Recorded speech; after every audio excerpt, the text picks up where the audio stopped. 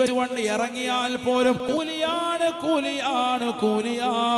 അല്ലാഹുവേ തൗഫീഖ് നൽകണേ അല്ലാഹ്. ഹജ്ജിന് വേണ്ടി വീട്ടിൽ നിന്ന് ഇറങ്ങി പുറപ്പെടുന്ന പ്രിയപ്പെട്ട മുസ്ലിമേ മുസ്ലിമത്തെ പഠിച്ചു വെക്കണേ.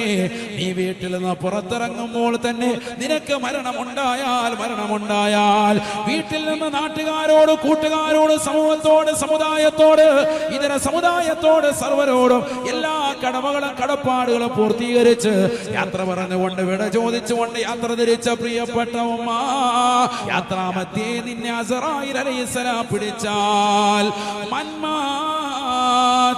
ഈ രീതിയിൽ അവൻ മരണപ്പെട്ടു പോയാൽ